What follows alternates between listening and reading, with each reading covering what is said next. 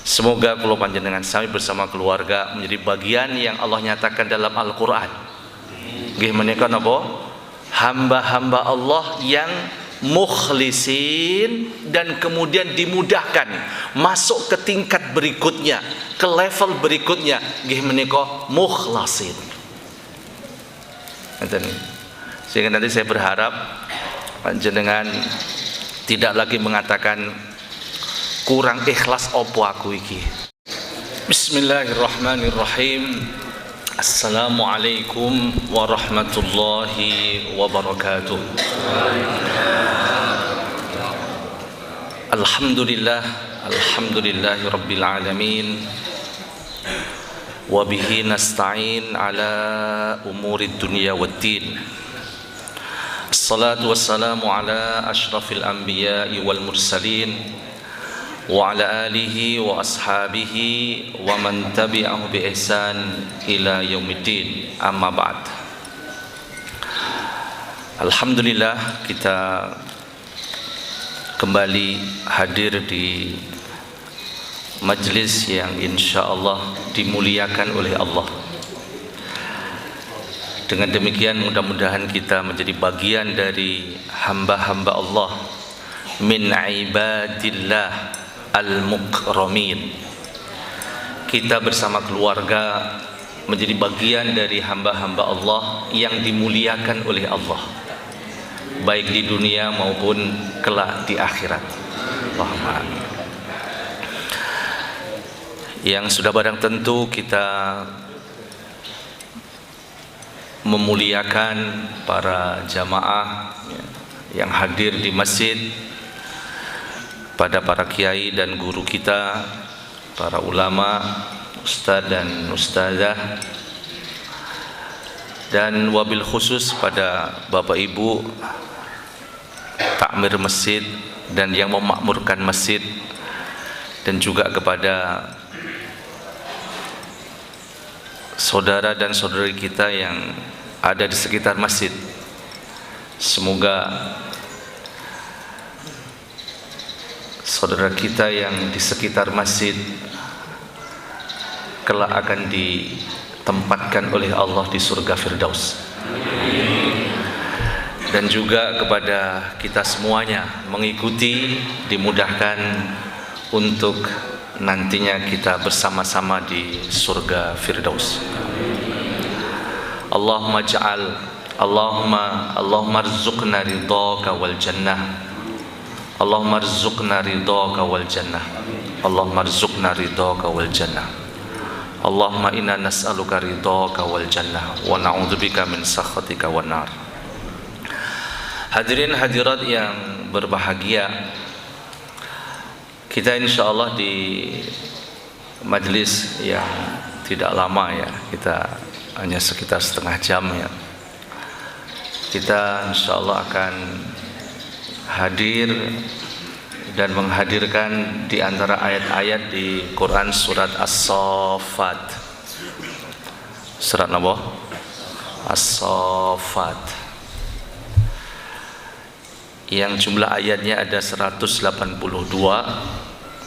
dan berakhir di ayat 182 dengan sebuah ayat walhamdulillahi rabbil alamin. Jadi kalimat ayat alhamdulillahi rabbil alamin selain di surat Al-Fatihah juga ada di surat Nabi As-Saffat, ayat yang ke-182, dan ini merupakan sebuah penegasan tentang sebuah kewajiban kita untuk selalu hadir dan menghadirkan terima kasih kita kepada Allah Subhanahu wa ta'ala, bersyukur kita kepada Allah Subhanahu wa ta'ala, dengan kita memperbanyak sering menyebut kalimat alhamdulillah. Segala puji hanya milik Allah Subhanahu wa ta'ala. Hadirin hadirat yang berbahagia, dalam surat menika ada ayat yang Allah ulang sampai 4 kali. Ya. Nggih menika firman Allah Subhanahu wa taala, illa ibadallahi al-mukhlasin. Illa ibadallahi al-mukhlasin. Dan mohon kita fokus di ayat menika. Illa ibadallahi al-mukhlasin.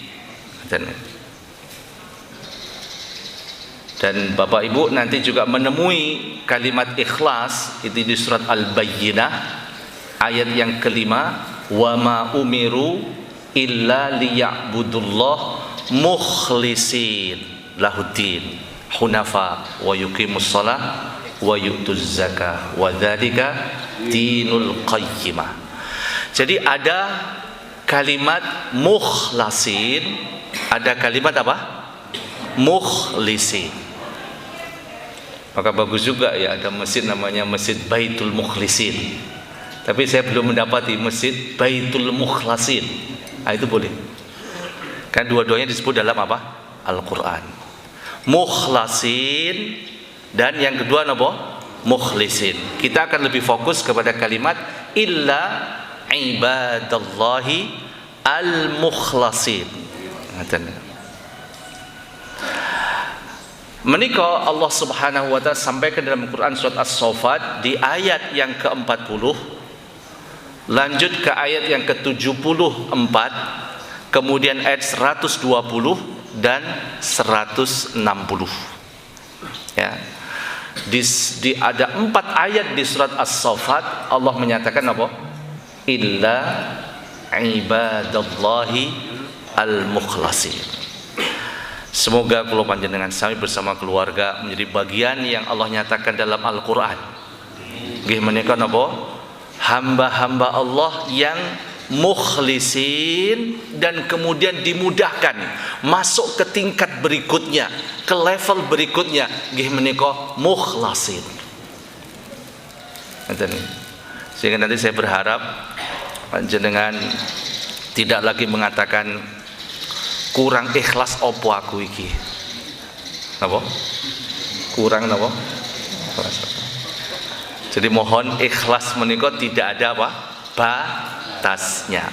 Sebagaimana kesabaran tidak ada apa? Batasnya. Kenapa saya sampaikan ikhlas menika ternyata Bapak Ibu sekalian ada kelanjutan yang Allah nyatakan. Setelah mereka orang-orang yang al-mukhlisun, kemudian mereka akan diberi oleh Allah karunia al-mukhlasun.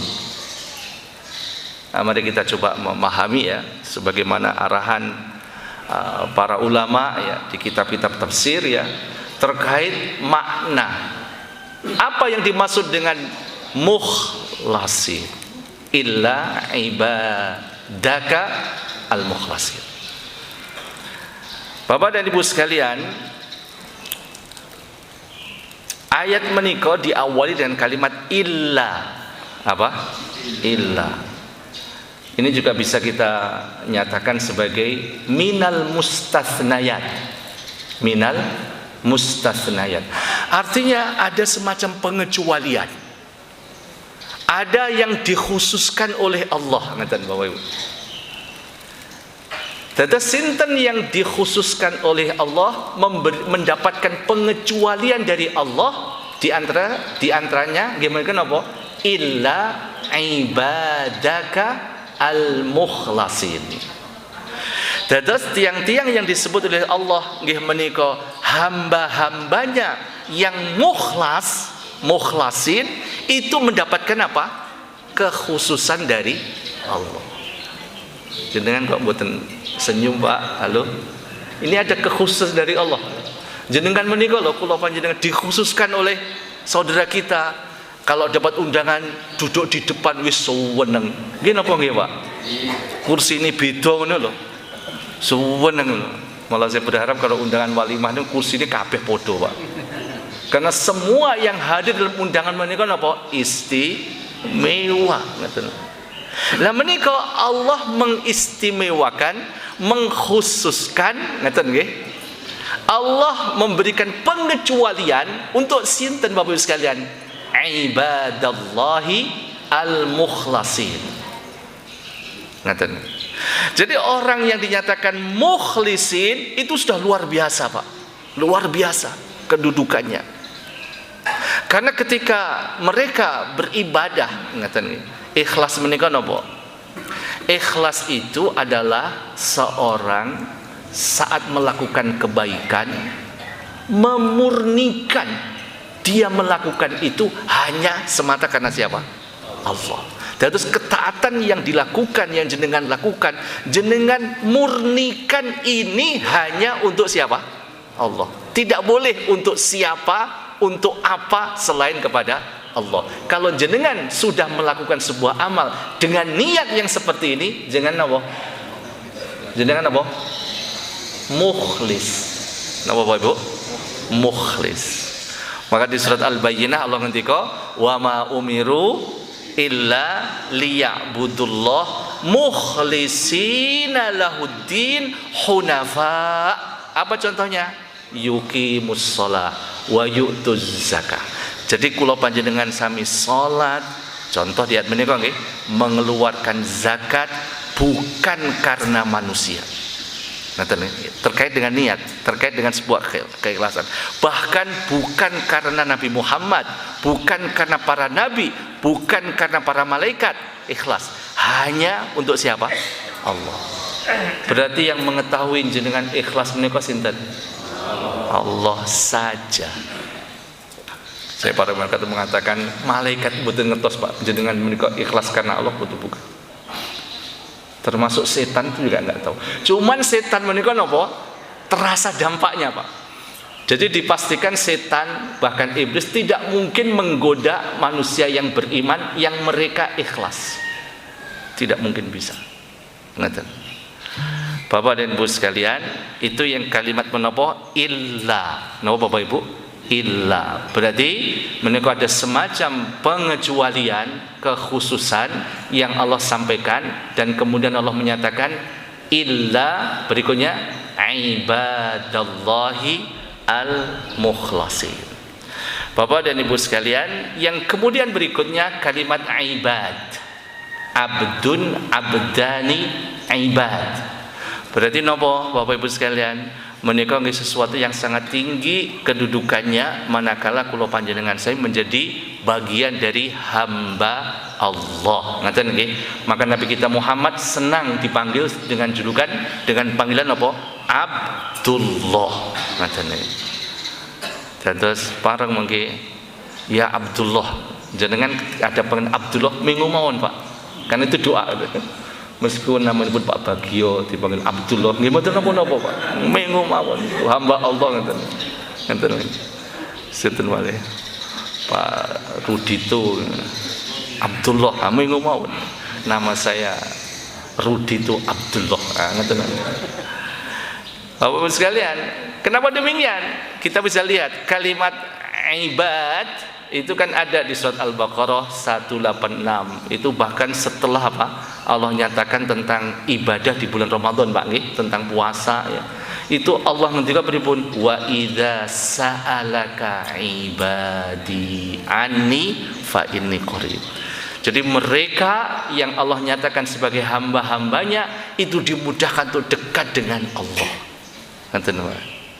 Di surat napa malih Al-Fajr, ya ayyatuhan nafsul mutmainnah, lanjut, irji'i ila rabbiki radiyatan mardiyah. Berikutnya fadkhuli fi ibadi wadkhuli jannati.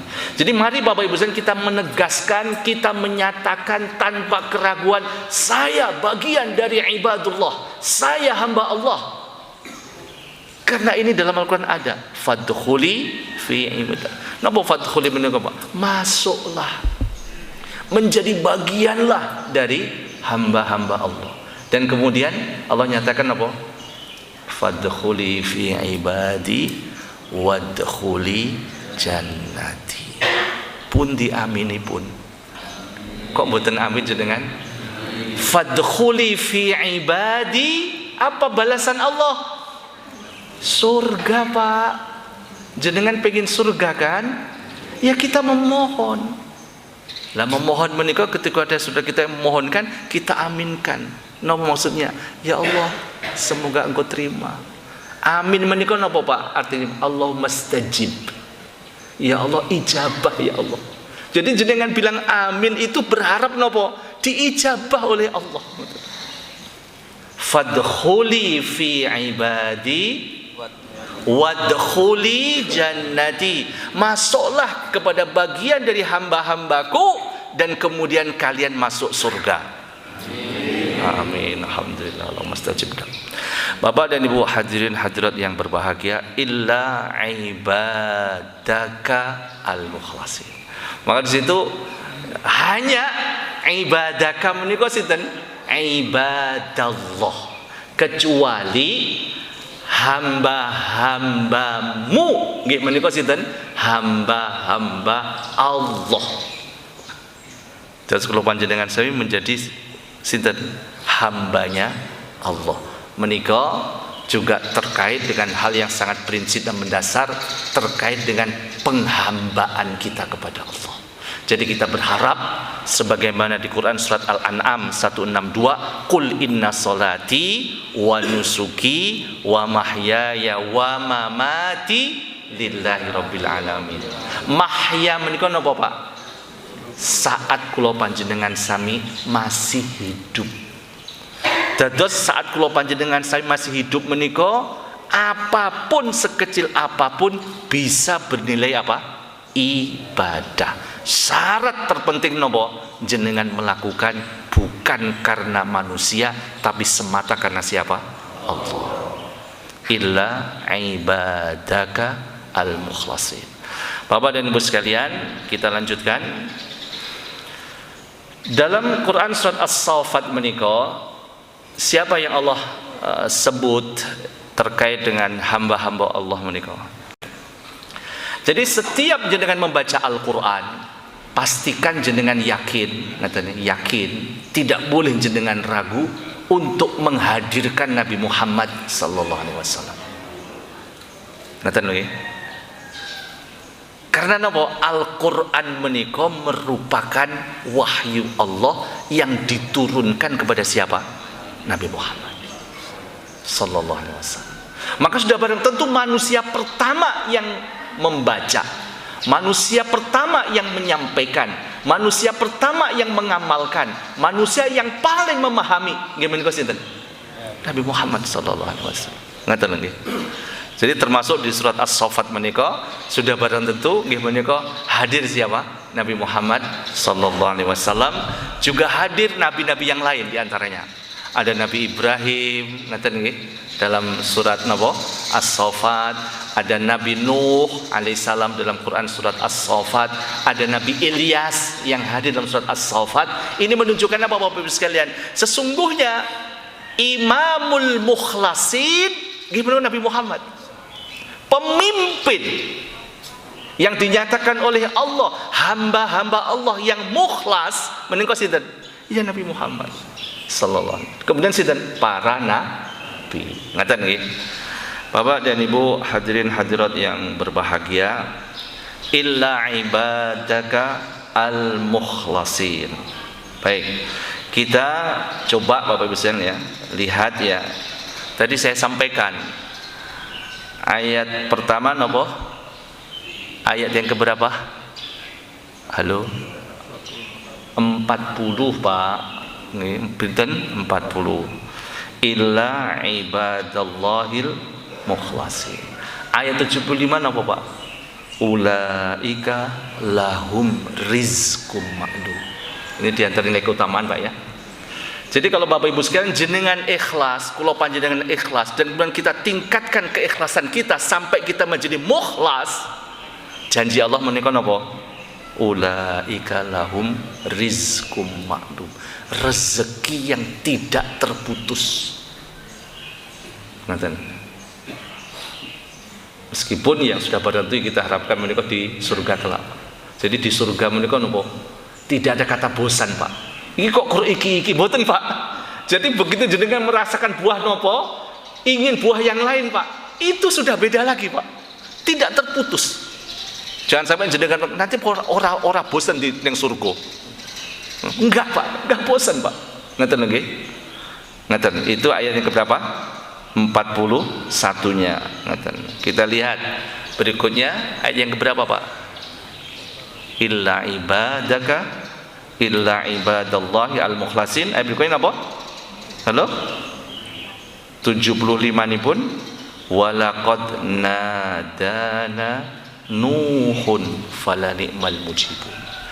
Jadi di antara karakter mereka yang ingin nantinya masuk ke level berikutnya mukhlas, mereka sangat dekat dengan Allah dan selalu memohon kepada Allah Pak, memintanya kepada Allah.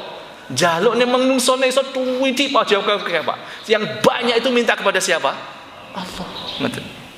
Jadi di antara karakter mereka yang mukhlas menikah nopo Pak, begitu dekatnya dengan Allah, apapun itu disampaikan kepada siapa? Allah. Kepada manusia itu ya biasa-biasa aja. Ngeten nih. Termasuk di sini nopo disebut nggih menika sinten Nabi Nuh alaihi salam. Kemudian di berikutnya ayat yang ke 120 pinten Pak? 8 nggih. Illa ibadallah al-mukhlasin. Jadi hamba Allah yang mukhlas, ngeten nggih, hamba Allah Subhanahu wa taala yang ikhlas kemudian dinyatakan sebagai mukhlas, menika Allah nyatakan berikutnya wa tarakna alaihi fil akhirin. Ini dan contoh nggih menika sinten tentang ini penting, saya baru tadi tahu ya. Di antara nabi yang selalu akan nantinya ya sebutannya itu adalah kebaikan untuk dia, itu Nabi Ilyas. Nabi siapa? Ilyas. Di ayat menika wa tarakna alaihi fil akhirin salamun alal Ilyasi. Ngeten. Bersyukurlah yang namanya Ilyas. Ngeten. Semoga ada di sini ya. Nggih.